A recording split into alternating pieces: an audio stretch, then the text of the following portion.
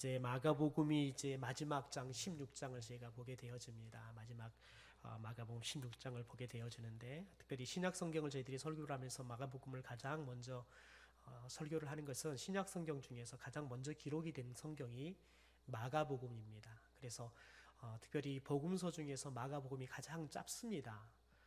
그 말은 무슨 말이냐면, 사람이 한번 이렇게 이야기를 하면 그 이야기를 듣고 또 다른 사람이 전달을 하면 또 생각이 붙고 있어 또 이렇게 이야기 양이 늘어나잖아요. 그래서 마가복음이 가장 짧다 이 말은 가장 먼저 기록이 되었고 또 그 이후에 이제 기록이 되어져 가면서 또 다른 이야기들이 조금 첨가되고 또 이러면서 이제 점진적으로 이렇게 마가복음 외에 다른 성경들이 기록이 되어지는데, 그래서 우리들이 가장 먼저 마가복음이 기록이 되었기 때문에 마가복음을 같이 함께 지금 보고 있는 겁니다.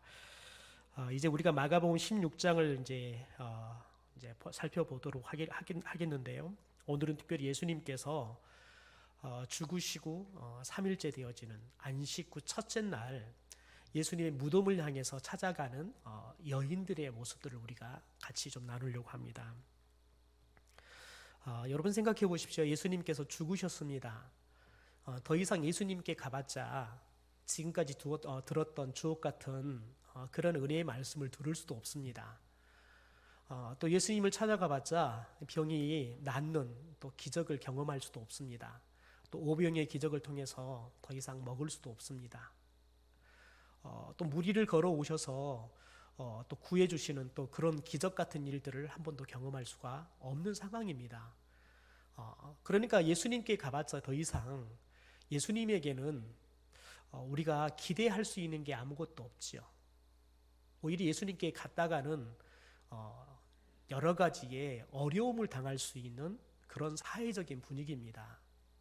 왜냐하면 대역죄인의 무덤을 찾아가는 거잖아요. 가장 악랄한 죄인의 무덤을 찾아가는 거기 때문에 그것도 총각입니다. 그것도 총각의 무덤을 여인들이 찾아간다는 것은 상당히 오해를 받을 수 있는 그런 사회적인 문제가 일어날 수 있는 그런 위험성들이 있습니다. 그럼에도 불구하고 예수님에 대한 사랑과 또 예수님에 대한 헌신의 모습을 가지고 여인들이 예수님을 찾아갑니다. 우리 오늘 이 여인들의 예수님을 향한 사랑과 또 열정들, 헌신의 모습들을 우리가 좀 살펴보면서 우리가 예수님께 헌신한다는 것이 어떤 모습으로 우리가 헌신을 해야 되는 것인지, 또 주님이 우리를 어떻게 대하시는지 좀 말씀을 좀 나누려고 합니다. 먼저 주님을 위해 헌신하려면 먼저 준비해야 된다라는 것을 우리에게 여인들이 가르쳐 줍니다. 우리 1절의 말씀을 함께 좀 같이 읽죠. 시작. 안식일이 지남에 막달라 마리아와 야고보의 어머니 마리아와 또 살로메가 가서 예수께 바르기 위하여 향품을 사다 두었다가, 보니까 안식일이 지남에라고 이야기를 해요. 여러분, 안식일은 오늘 우리로 이야기한다 그러면 금요일 해가 지는 6시부터 시작이 되어서 토요일 해가 지는 6시까지가 안식일입니다. 그러니까 지금 저희들은 안식일을 지키는 것이 아니라 안식 후 첫날이라고 말을 하는, 예수님의 부활을 기념하는, 그래서 주님의 날이다라고 이야기하는 주일을 우리는 지키고 있습니다. 그러니까 이들이 예수님께서 죽으시고 이제 하루 이틀이 지났습니다. 그리고 이제 토요일 오후 6시가 되니까 안식일이 끝났습니다. 안식일이 끝날 때까지는, 금요일 오후부터 안식일이 끝날 때까지는 일을 할 수가 없습니다. 안식일을 범하는 거니까요. 그래서 안식일이 끝나자마자 여인들이 한 일이 뭡니까? 예수님의 시신에 바르기 위해서 향품을 구입했다라고 이야기를 합니다. 여러분 생각해 보십시오. 특별히 월요일이 되어지면 가장 급한 일부터 하잖아요. 그래서 특별히 병원들은 월요일 날이 제일 분주하대요. 월요일 오전이 가장 분주하대요. 왜냐하면 주일 하루 병원을 못 가잖아요.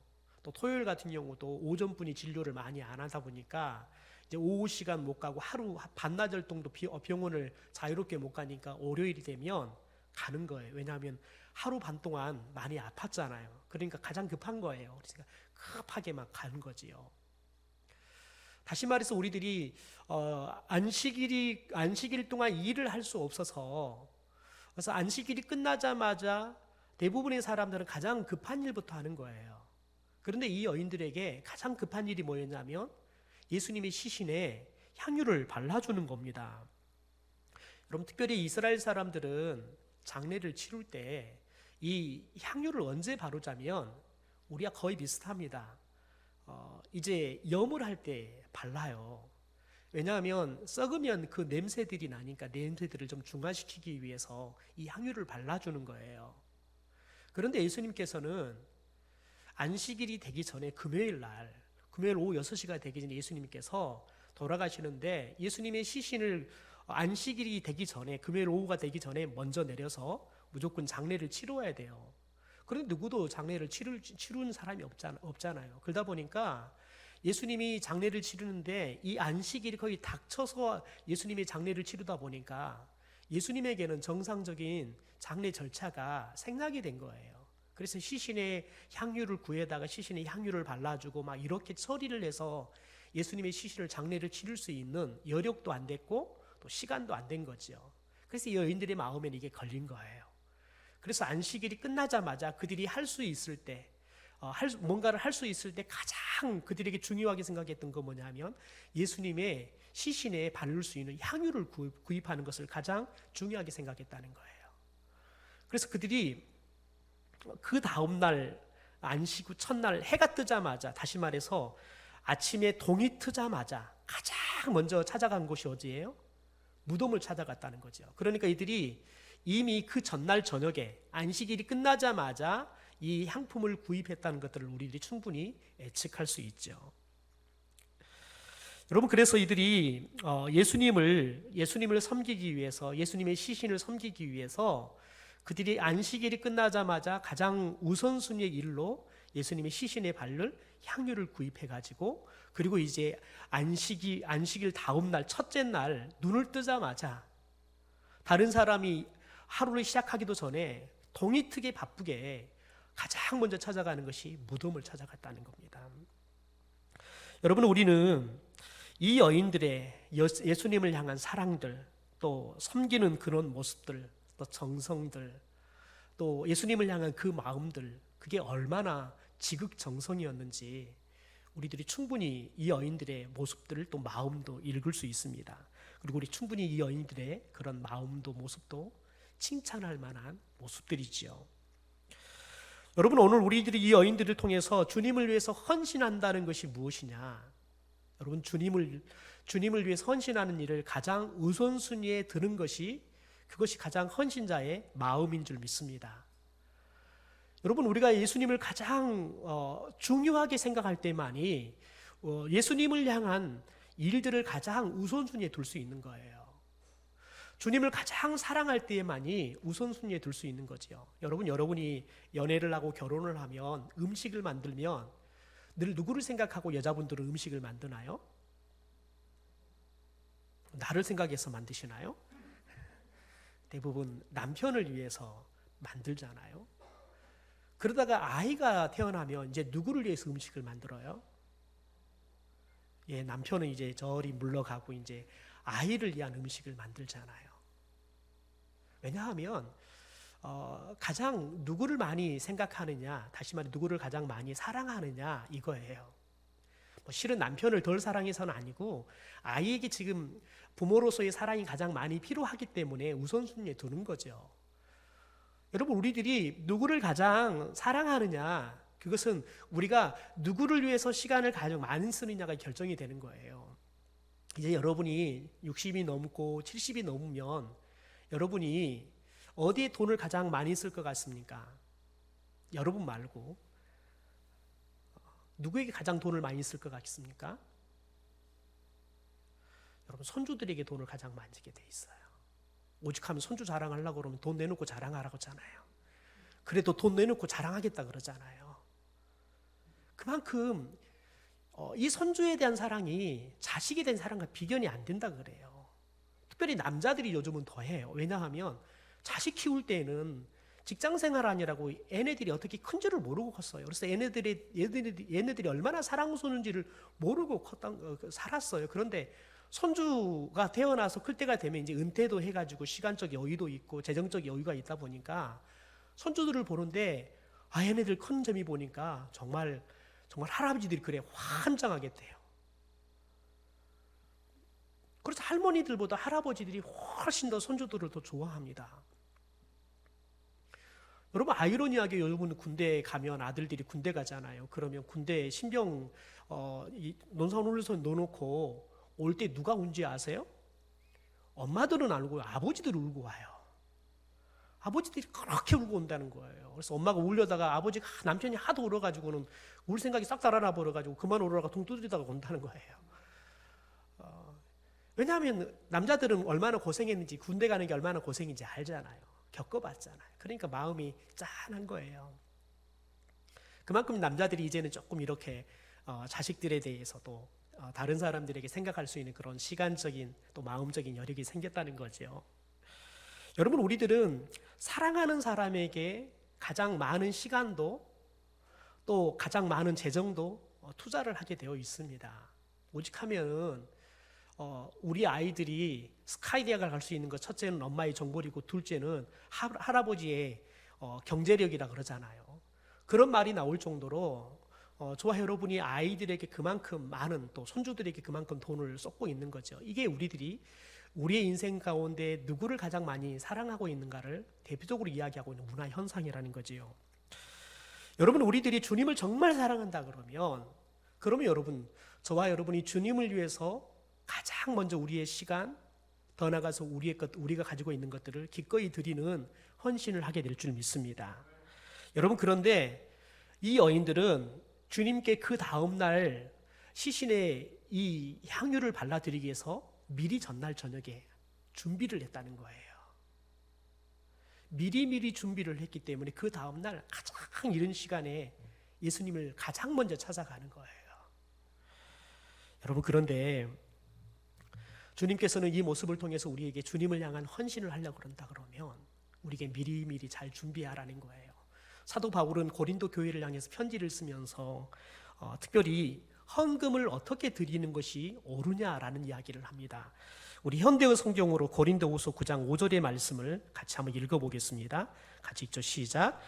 그래서 나는 이 형제들이 먼저 여러분에게 가서 여러분이 전에 약속한 헌금을 미리 준비하게 하는 것이 필요하다고 생각했습니다. 이렇게 미리 준비해야 축복의 헌금이 되고 탐심에 좌우된 억지 헌금이 되지 않을 것입니다. 헌금을 어떻게 하라고요? 미리 준비하래요. 미리 준비하는 것이 축복의 헌금이 된대요. 그러면서 무슨 말을 해요?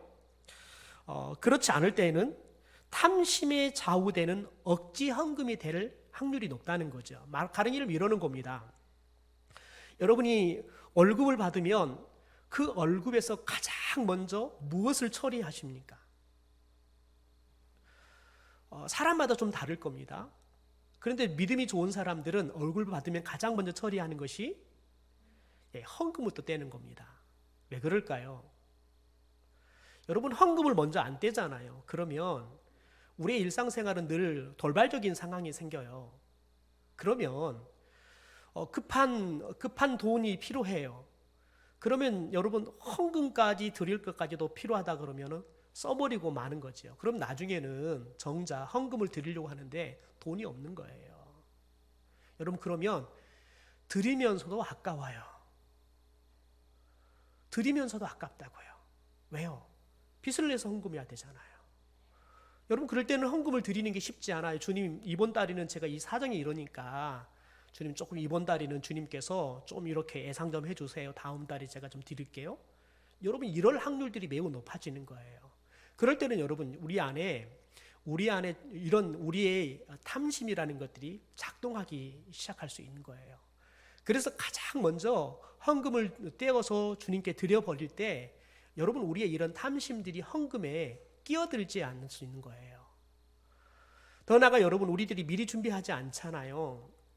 그러면 막상 드리려고 하면 여러분 별의별 생각들이 다 들어요. 여러분 생각해 보십시오. 우리 성도님들이 제가 미리 좀 헌금들을 늘 절기 헌금할 때는 늘 꼭 이야기하잖아요. 하나님은 여러분이 헌금 얼마 드리느냐 별로 여러분 거기에 관심 없어요. 하나님이 여러 번 헌금 안 드려도 하나님이 일하는 데 있어서는 아무런 문제 안 돼요. 하나님 정 급하시면 오늘 저녁에 여기 앞에 운석 하나 떨어뜨리셔가지고 그 돈 갖고 하나님 일하신다니까요. 전혀 급할 것 없어요.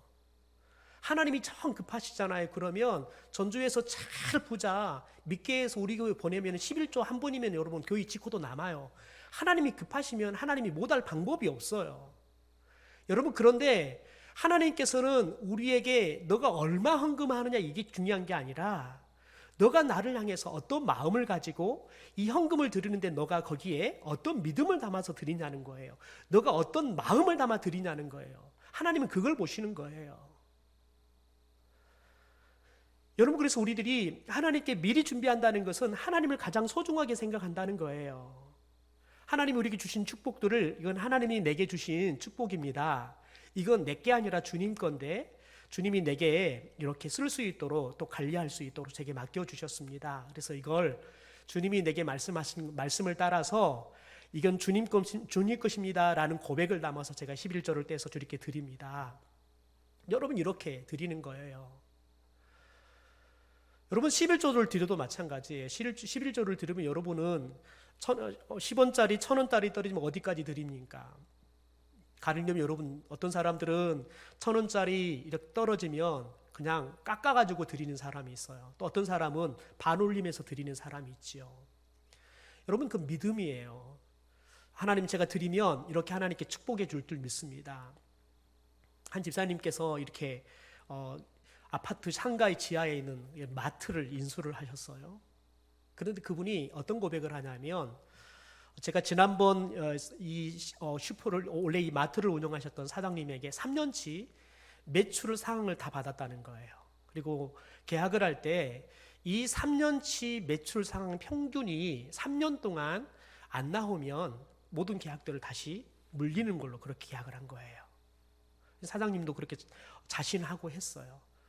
그래서 평균을 내보니까 한 달에 어느 정도 수입이 나오겠더래요. 근데 이걸 계산해 보니까 이게 탁 떨어지지가 않는 거예요. 그래서 권사님과 함께 이야기를 나눴대요. 우리 하나님께서 더 주실 걸 믿고 우리 아예 헌금을 11조를 지난번 평균보다 훨씬 더 많이 우리가 아예 자동이체를 시킵시다. 그렇게 결정을 해서 자동이체를 시켰다는 거예요. 그래서 매출이 적게 나와도 11조는 더 그냥 이렇게 자동으로 그냥 지난달 평균 그 이상의 11조가 들어갈 수 있도록 그렇게 했다는 거예요. 그래서 그분이 뭐라고 말하냐면, 그냥 저희 집사람과 믿음으로 11조를 드리기로 했습니다. 목사님, 그러더라고요. 믿음으로 드리기로 했습니다. 하나님이 주신 수입으로 드리는 게 아니라 믿음으로 드리기로 했습니다. 하나님께서 이렇게 축복해 줄 것을 믿습니다. 여러분, 그런데 놀라운 거 뭐냐면, 여러분, 늘 드린 것보다 더 하나님께서 허락해 주시더라는 거예요. 믿음으로 드리니까 하나님께서 믿음의 양만큼 채워주시더라는 거예요. 그래서 그분이 신이 나서 이야기하는 거예요. 그래서 믿음으로 산다는 게 얼마나 재미있는지 모르겠어요. 그래서 11조 드리는 재미가 있대요. 그래서 매달마다 하나님께서 11조 드리는 것만큼 더 줬는지 적게 줬는지 늘 이것만 계산하는 게 너무 스릴 있대요. 그분이 그래서 이야기하는 것은 하나님 앞에 하나님이 주신 만큼 드리는 게 아니라 그 부분은 하나님이 주실 것을 믿음으로 더 넉넉하게 드린다라고 이야기를 해요. 여러분, 특별히 에스라 선지자 같은 경우는 하나님의 말씀을 백성들에게 가르치기 위해서 반드시 준비가 필요하다라고 이야기를 해요. 에스라 7장 10절의 말씀을 보면 그가 이런 결심을 합니다. 에스라가 여호와의 율법을 연구하여 준행하며 율례와 규례를 이스라엘에게 가르치기로 결심했다라고 이야기를 해요. 에스라는 말씀에 있어서는 박사였습니다. 그런데 말씀에 있어서는 박사였지만 하나님의 말씀을 백성들에게 전하기 위해서는 먼저 연구했다는 거예요. 그리고 연구한 말씀을 먼저 그가 삶에 실천하는 것들을 했다는 거예요. 그래서 자신부터 하나님의 말씀을 깊이 연구하고 연구해서 깨달은 말씀대로 살고 난 다음에 백성들에게 말씀을 전하기 위해서 그렇게 설교자로서 준비했다는 거예요. 여러분, 저는 이 에스라의 말이 참 제게 감동이지만 한편으로는 참 부담스러워요. 그래서 이 말을 여러분에게 안 할까 좀 하다가 지금 해요. 그러니까 해야 되잖아요. 제가 설교를 하면 저도 이렇게 해야 되냐요. 근데 쉽지 않아요. 왜냐하면 설교 끝나면 설교 준비하는 게 제 인생이에요. 새벽 예배 끝나면 새벽 예배 설교 준비하는 게 제 하루 종일 일이라고요. 목사는 놀고 먹는 분들이 많더라고요. 목사님 놀고 먹는 것 같아요. 그래서 제 몸을 보니까 놀고 먹는 것 같아요. 여러분 목사는 설교 끝나고 나면 그 다음 설교 고민해야 돼요. 여러분 앉은다고 해서 설교가 나오는 게 아니에요. 어떨 때는 여러분 오늘은 설교 말씀이 언제 원고가 완성이 됐냐 6시 반에 완성이 됐어요. 안 돼요. 이 집사람이 하필이면 오늘은 더 빨리 밥을 먹재요. 그래서 급하게 라면을 끓여줘서 급하게 먹는데 급하니까 첫 숟가락 그렇게 했는데 그냥 호를 한순간 그냥 목젖으로 넘어가 버렸어요. 그래서 제가 화상을 입었어요. 그래서 제가 굉장히 힘이 들어요. 여러분 쉽지가 않아요. 이게 설교 준비를 하는데 설교가 그냥 어떨 때는 그래요. 설교 준비 다 끝냈는데 토요일 저녁에 자려고 누웠는데 도저히 그 말씀이 제게 허락이 안 되는 거예요. 그러면 다시 일어나요. 그래서 어떨 때는 설교 준비를 밤새내 하다가 잠 못 자고 새벽 예배하고 하루 종일 보낼 때가 있어요. 여러분 그러면 때로는 하나님께서 설교 본문도 바꾸라 그래요. 그러면 우리 전사님이 토요일날 열심히 주보 출력해서 접고 해놓는데 제가 다시 주보 바꾸고 뭐 11시 12시에 다시 주보 출력해서 우리 식구들 다 비상해가지고 주보 다시 접어 이런 일들이 1년이면 보통 두세 차례를 또 해요. 하나님께서 하필이면 좀 차라리 주일 저녁에나 차라리 이 말씀 전했으면 좋겠는데 그래 주님 그러면 다음부터는 좀 일찍 좀 이야기해 주세요. 그럼 끝나면 좋겠는데 하필이면 토요일 날 12시 딱 자려고 누웠는데 그때서야 그 말씀하면 참 저도 곤란하고 주님도 곤란하세요. 여러분 그런 일들이 비일비재하게 생긴다고요. 더군다나 여러분 그런데 말씀을 에스라 선지자처럼 연구한 말씀대로 살고 난 다음에 그것을 백성들에게 전한다. 여러분 그 쉽지 않아요. 저에게 교회사를 가르쳤던 목사님께서 신학 교수를 하다가 담임 목사를 나갔어요. 그런데 그 목사님이 뭐라고 말하냐면 50이 가까울 정도로 30년 가까이 연구만 하고 살았는데 성경 연구만 하고 살았는데 막상 담임 목사로 나가서 설교를 하니까요. 목사님이 그래요. 딱 6개월이니까 미천 다 떨어지더래요. 6개월 되니까요. 그래서 목사님은 교회에 특별히 요청을 했대요.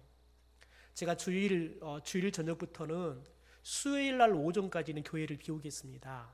제가 도저히 저는 미천이 없어서 가서 연구를 하고 와야지 말씀을 전할 것 같습니다. 그래서 이제 거기는 큰 교회니까 부목사님들이 있으니까 그럼 목사님 그렇게 하시라 그래서 그분은 주일을 이제 저녁이 끝나면 그때부터 수요일 오전까지는 아예 들어가셔서 기도원에 들어가셔서 말씀 연구하고 그렇게 하고 나오시는 거예요. 목사님이 그래요. 교수님께서 오셔서 저에게 마지막 교회사 강의를 해주시면서 이 강의도 이제 내려놔야겠다는 거예요. 도저히 설교할 준비가 없어서 강의할 염두가 안 된다는 거예요. 여러분 쉽지 않아요. 여러분 정말 이건 쉽지 않아요. 뭐 지난번에 했던 설교 다시 할 거면 아니요 그거 보잖아요. 그러면 도저히 설교할 수가 없어요. 다시 다 써야 돼요. 그런데 여러분 살고 가르친다? 이건 엄두가 안 나는 거예요. 엄두가 안 나는 거예요. 그런데 에스라 선지자는 그가 하나님의 말씀을 전하기 위해서 연구하고 잘 알지만 연구하고 살고 내가 우리 백성들에게 하나님 말씀을 전해야겠다라고 결심했다고요. 그래서 저도 오늘 말씀하면 위로가 되는 것은 결심했다. 그래서 주님 저도 결심 한번 해보겠습니다. 다행히 그렇게 하면서 에스라가 말씀을 전했다 이렇게 안 나와서 그나마 위로가 됐어요. 결심했다 그래서 주님 저도 결심을 한번 해보겠습니다. 저도 연구하고 살아보고 우리 성도들에게 삶으로 보여주고 좀 설교를 할 수 있도록 도전해 보겠습니다. 그런 쉽지는 않을 겁니다. 주님 그런 한번 도전을 해보겠습니다. 10번 중에 최소한 2번은 그렇게 한번 살아보고 말하는 것이 10번 중에 한 번도 살아보자고 설교한 것보다 낫지 않겠습니까? 그럼 한 1년 지나면 제가 여러분 보시기에 조금은 더 컸겠지요. 뭐 키는 안 크겠지만 그래 조금은 더 크겠죠. 여러분 우리에게 오늘 하나님께서는 헌신을 요구할 때 우리들이 준비하고 그래서 하나님께서 준비된 사람들을 쓰시기를 원한다는 거예요. 여러분 저와 여러분이 하나님을 위해 찬송을 할 때에도 하나님을 예배할 때에도 저와 여러분이 좀 준비하고 드렸으면 좋겠어요. 주일이 되면, 예배하게 되면 여러분 시간적인 여력이 된다 그러면 최소한 30분 전에 나오셔서 기도로 준비하시고 그렇게 해서 하나님을 좀 예배했으면 좋겠어요. 여러분 그게 하나님이 우리에게 주신 축복 아니겠어요? 그렇게 살고 싶어도 하나님이 그런 시간적 여력을 주지 않으면, 그런 환경을 주지 않으면 하고 싶어도 못하는 거예요. 하나님이 허락한다 그러면, 여러분 그런 삶을 산다 그러면 하나님 우리의 모습들을 참 귀하게 받으실 줄 믿습니다. 두 번째, 여러분 주님을 위해 헌신하려면 말씀에 대한 믿음이 있어야 한다는 거예요. 여인들이 이미 죽어서 더 이상 주님이 살아계시면서 행하시는 능력을 볼 수도 없어요. 그 사랑을 받을 수도 없어요. 그런데 예수님의 시신의 발을 향품을 구입해가지고 가요. 여러분 그런데 그들이 어디로 갑니까? 예수님의 무덤으로 가는 겁니다. 누구보다 일찍 일어나서 부지런하게 주님 사랑한 마음을 가지고 열심을 다해서 예수님 무덤 찾아가는 거예요. 여러분 그런데 이 여인들이 예수님을 향해 찾아가는 방향이 잘못됐어요. 예수님에 대한 사랑, 헌신, 여러분 이 열정이 누구에도 뒤지지 않아요. 그래서 가장 먼저 일어나서 예수님이 무덤에 가요. 그런데 예수님을 찾아가는 데 있어서 방향이 잘못됐다고요. 예수님이 이미 죽기 전에 제자들에게 예언을 했어요. 예수님을 다른 사람들에게 예언했다고요. 죽은 후에 다시 살아날 거라는 거예요. 예수님 제자들보다 예수님께서 먼저 살아나셔서 갈릴리에 가서 그곳에서 제자들을 만나겠다라고 이야기를 했어요. 마가복음 14장 28절입니다. 우리 함께 읽죠. 시작. 그러나 내가 살아난 후에 너희보다 먼저 갈릴리로 가리라 라고 이야기해요. 예수님께서 이야기한 지 죽은 지 여러분 사흘 만에 다시 내가 살아날 것이다. 살아나면 내가 너희들보다 먼저 갈릴리에 가서 너희들과 함께 그 갈릴리에서 만나게 될 것이다 말씀했다고요. 여러분 그런데 그 여인들은 예수님의 말씀하신 대로 사흘째가 됐어요. 그러면 여러분 이들이 지금 어디를 가야 돼요? 갈릴리로 가야죠. 갈릴리로 가는 게 맞아요. 그런데 이들이 왜 무덤으로 갑니까? 왜냐하면 이들의 생각, 이들의 상식은 예수님께서 죽었잖아요. 장사를 다 치러버렸잖아요. 그럼 지금 어디 있어요? 무덤에 있는 거예요.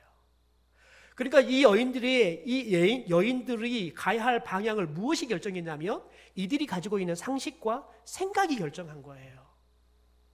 예수님의 말씀이 이들의 생각과 방향을 결정한 게 아니라 그들의 생각, 상식이 한 번 사람은 죽으면 다시 살아나지 않는다는 그 상식을 갖고 있는 거예요. 이미 그들이 사흘 전에 예수님께서 죽으시고 예수님을 무덤에 묻어놨잖아요. 무덤에 묻어놓으면 사람들이 그 무덤에 나올 사람이 없어요. 그게 그들이 가지고 있는 상식이었고 생각이었단 말이죠. 그래서 예수님을 찾아가는데 그들이 가지고 있는 이 상식과 생각을 따라서 예수님을 찾아갔다는 거예요.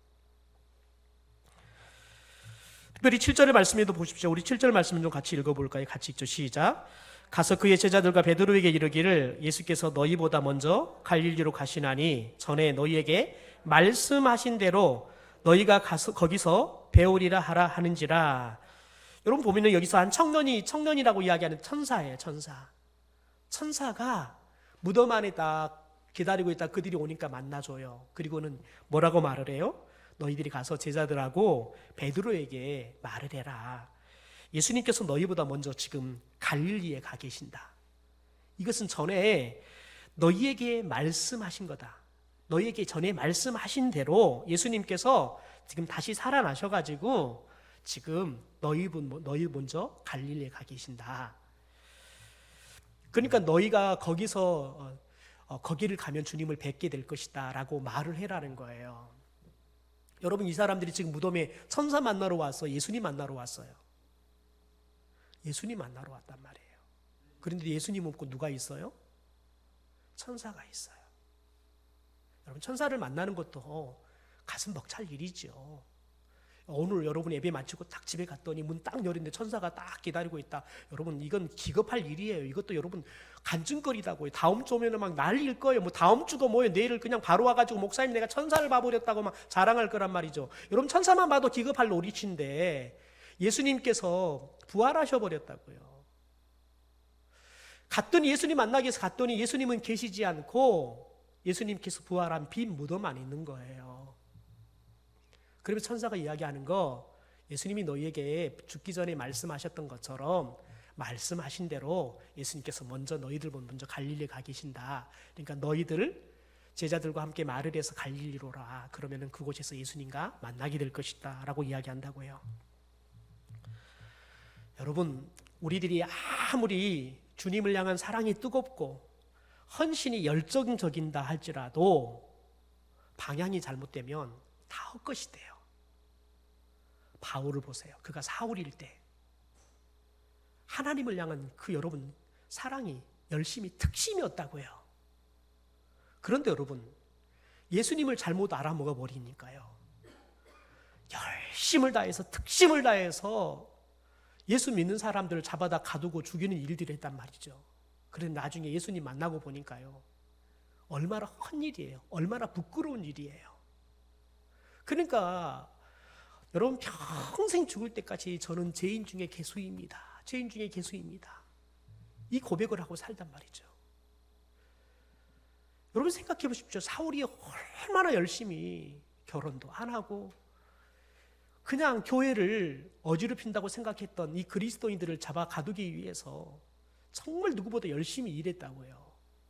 그런데 방향이 잘못되니까요, 여러분 그 열심을 낸 만큼 부끄러움을 당하는 거예요. 그 낸 만큼 하나님 앞에 죄를 짓는 게 돼버렸다는 거예요. 여러분, 저와 여러분이 하나님을 사랑하는 마음 드리는 것 중요합니다. 우리가 주님을 위해서 헌신하는 것도 매우 중요합니다. 그런데 중요한 건 뭐냐면 방향이 잘못돼 버리면 주님을 위한 일이 아니라 오히려 주님의 영광을 가려버리는 일이 돼요. 의로운 일이 아니라 여러분 죄를 짓는 일이 돼버린다고요. 그래서 저와 여러분이 중요한 게 뭐예요? 방향이라고요. 방향. 여러분, 그런데 그 방향은 무엇으로 잡아요? 말씀으로 잡는 거예요. 말씀으로요. 여러분, 하나님께서 기뻐하시고 받으시는 사람이 누구입니까? 믿음의 사람입니다. 그래서 믿음이 없이는 하나님을 기쁘시게 하지 못한다라고 이야기를 해요. 어떤 사람은 믿음보다 도덕적인 삶들을 더 잘 살아야 합니다라고 이야기를 해요. 믿음도 중요하지만 믿는 사람들이 본이 되게 살아야죠. 또 교회가 믿음 외치는 것 참 중요하지만 사회를 위해서 복지하고 봉사하는 것이 매우 중요합니다. 교회가 또 사회적인 운동을 하는 게 얼마나 중요한지 아십니까? 이렇게 이야기들을 해요.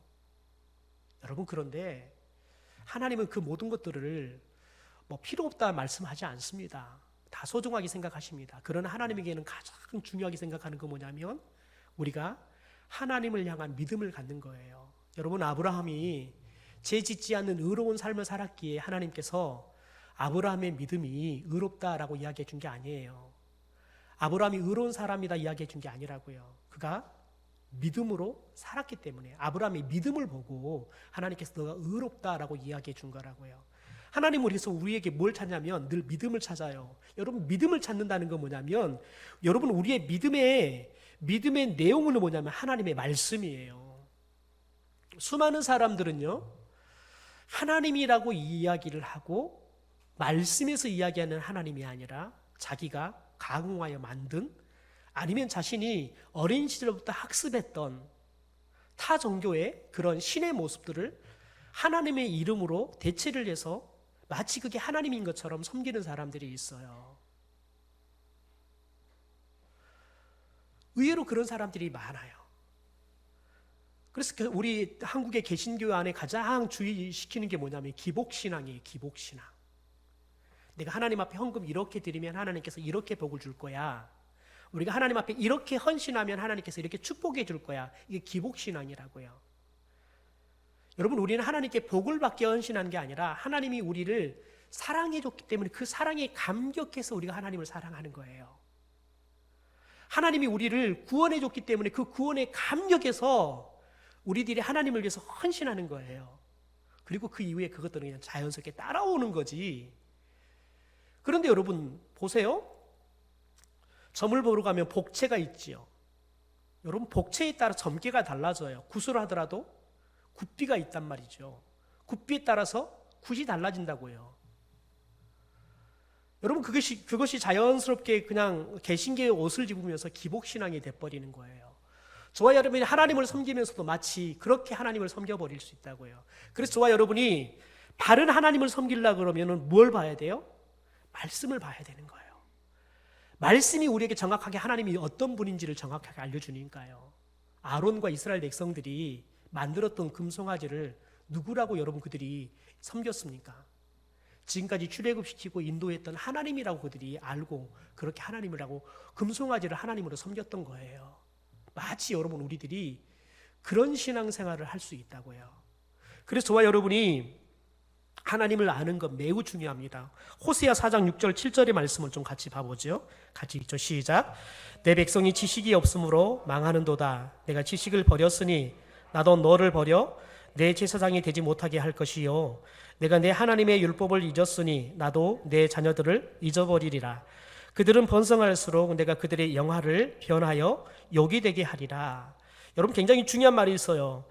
제사장이 하나님의 말씀을 버려버렸어요. 그러니까 어떤 일이 벌어지냐면 백성들에게 하나님에 대한 지식을 가르쳐 주질 않아요. 그러니까 자연스럽게 여러분 제사장들이 하나님의 율법을 버려버리니까요. 백성들은 하나님의 율법을 잊어버렸어요. 그러니까 하나님이 어떻게 돼요? 내 자녀들을 내가 잊어버리겠다라고 이야기해요. 제사장에게는요, 제사장이 못되게 하겠다라고 이야기해요. 그러면서 여러분 이야기하는 게 뭐예요? 너가 번성하면 번성할수록 오히려 욕이 되게 할 것이다.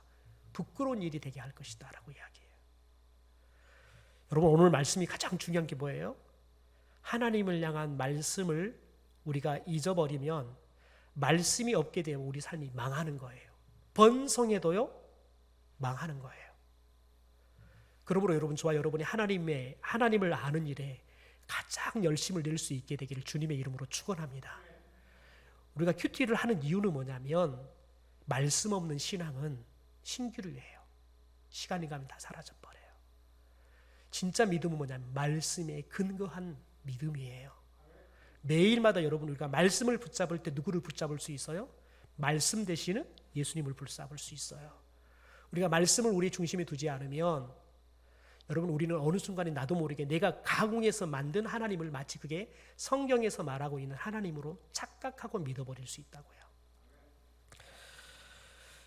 여러분 바울은 철저히 그걸 깨달았던 사람 아니겠습니까? 빌립보서 1장 9절 말씀이 굉장히 바울이 중요한 말을 합니다. 같이 함께 읽죠. 시작. 내가 기도하노라 너희 사랑을 지식과 모든 총명으로 점점 더 풍성하게 하사. 여러분 우리가 예수님을 향한 사랑을 갖는 게 굉장히 중요해요. 그런데 여기 또 뭘 더하라고요? 예수님을 향한 지식, 하나님의 말씀을 더하라고요. 그럴 때 여러분 어떤 일이 일어나요? 우리의 믿음이 사랑이 더 풍성해진다고요. 바울 스스로가 경험했잖아요. 예수님에 대한 모르고 하나님에 대한 열심을 가지니까요. 오히려 그게 죄를 낳는 일이 생겼다고요. 그래서 그가 늘 이야기하는 건 뭐냐면 우리들이 누구의 장성한 분량까지 이르라는 거예요? 예수님의 장성한 분량까지 이르라고 이야기를 하는 거예요. 바울은 하나님에 대한 구약의 하나님에 대한 것들을 열심히 알았어요. 구약에 이야기하고 있는 메시아에 대해서도 누구보다 잘 알았어요. 그런데 정작 예수님이 딱 왔는데 그 예수님에 대해서는 전혀 모르는 거예요.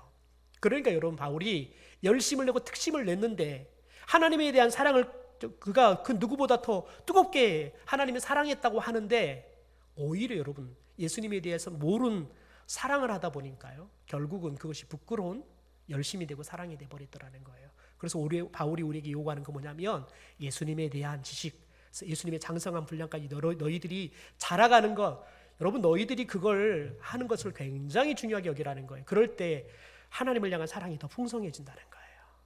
여러분 저와 여러분의 사랑이 오늘보다는 내일 하나님을 향한 사랑이 더 풍성해질 수 있게 되기를 소망합니다. 근데 여러분 그 사랑의 풍성은 무엇으로 결정이 돼요? 말씀이 풍성한 만큼 하나님을 향한 사랑이 풍성해질 거라는 거예요. 마지막 세 번째, 예수님은 실패와 절망에 빠져있는 우리에게 먼저 찾아와 주십니다. 우리 7절 말씀 다시 한번 읽을까요? 같이 읽죠. 시작. 가서 그의 제자들과 베드로에게 이르기를 예수께서 너희보다 먼저 갈릴리로 가시나니 전에 너희에게 말씀하신 대로 너희가 거기서 배우리라 하라 하는지라. 보십시오. 너희보다 먼저 어디 간다고요? 갈릴리 가신다고요. 여러분 이렇게 이야기를 하셨는데 여러분 예수님께서 예수님께서 실은 갈릴리로 가시기 전에 먼저 예수님을 배반하고 실패한 제자가 되어버렸던, 그래서 죄책감이 시달리고 있는 베드로를 먼저 찾아갑니다. 누가복음 24장 34절에 보면 베드로를 먼저 찾아가요. 그리고 그날 저녁에는 다른 제자들을 찾아가 주셔서 만납니다. 그게 누가복음 24장 36절 말씀입니다. 예수님 배신하고 다 도망갔다니까요. 제가 예수님이라면 안 찾아가요. 차라리 안 찾아가겠다. 그런데 여러분, 예수님은 철저하게 자신 배반하고 실패한, 제자로서 완전히 실패한 이 사람들을 찾아가요. 지금 코가 그냥 석자나 빠져있는 이들을 찾아가 주세요. 그리고는 예수님이 부활했다는 걸 가르쳐 주잖아요. 가룟 유다 못 믿으니까요, 직접 그가 있을 때 직접 나타나서 옆구리 자 만져봐라, 만져보고 믿어라라고 이야기하잖아요. 그러면서 보지 않고 믿는 사람이 더 복이 있다라고 이야기해요. 여러분, 예수님이 왜 도대체 부활하신 예수님의 그 모습을 먼저 보여줍니까? 이게 제자들이 앞으로 해야 할 사명이기 때문에 그렇습니다. 예수님의 부활을 전해줘야 하기 때문에 그러는 거예요. 그래서 예수님께서는 제자들이 철저히 실패해서 낙담해 있을 때 제자들이 예수님을 먼저 찾아오도록 갈릴리 가서 너희들 기다리고 있다라고 전했지만 예수님께서 먼저 찾아오세요. 여러분, 그게 예수님 마음이에요. 예수님의 계획은 갈릴리에서 기다리고 있던 제자들이 찾아오면 만나는 거예요. 그런데 제자들이 실패했잖아요. 그러니까 예수님이 먼저 찾아가시는 거예요. 왜요? 실패한 사람들은요, 찾아갈 낯짝이 없잖아요. 그래 예수님이 먼저 찾아가시는 거예요. 여러분, 저와 여러분이 때로는 삶에서 또 믿음에서 또 우리들이 하나님 주신 사명을 붙잡고 일하다가 낙담할 수도 있고 때로는 포기할 수도 있어요. 그런데 그때 기억해야 돼요. 어떻게 하면 이걸 빠져가 나갈까? 어떻게 하면 이걸 놓을까 생각하기 전에 주님이 실패한 우리를 찾아오신다고요. 도저히 다시 제자의 삶을 살 수 없는 여러분 상황이지만 예수님께서는 찾아와 주셔서 우리를 위해서 먹을 떡을 구우시고 물고기를 구우셔서 먹여주세요. 든든하게 먹여주세요. 그리고 물어요. 너 나 사랑하느냐? 너 나 사랑하느냐? 물어요. 여러분 생각해 보세요. 하나님 예수님께서 우리에게 사랑 베풀어 주고 너 나 사랑하느냐? 그러면 어떤 누구가 주님 사랑 안 합니다 말하고 대답할 사람이 누가 있겠습니까? 다 사랑한다고 이야기하죠. 예수님, 우리가 주님을 사랑할 수 있는 마음을 줄 수 있도록 먼저 오셔 사랑해 주셔요. 실패했던 우리들, 배반했던 우리일지라도 먼저 오셔서 손 잡아주시고 따뜻하게 배고픈 우리들을 대접해 주면서 너 나 사랑하느냐 물어요. 그리고는 우리에게 새로운 사명을 주시는 거예요. 그러므로 여러분, 저와 여러분이 실패했다 느낄 때 누구 봐야 돼요? 주님이 찾아오실 것을 바라볼 수 있는 믿음을 갖게 되기를 주님의 이름으로 축원합니다. 우리 마지막 이사야 41장 10절의 말씀 같이 읽고 말씀을 마무리하겠습니다. 우리 같이 읽죠. 시작. 두려워하지 말라. 내가 너와 함께 함이라. 놀라지 말라. 나는 내 하나님이 됨이라. 내가 너를 굳세게 하리라. 참으로 너를 도와주리라. 참으로 나의 의로운 오른손으로 너를 붙들리라. 아멘. 함께 하시면서 여러분의 오른손을 붙들고 계시는 하나님의 의로운 오른손을 볼 수 있는 이 밤이 되기를 주님의 이름으로 축원합니다.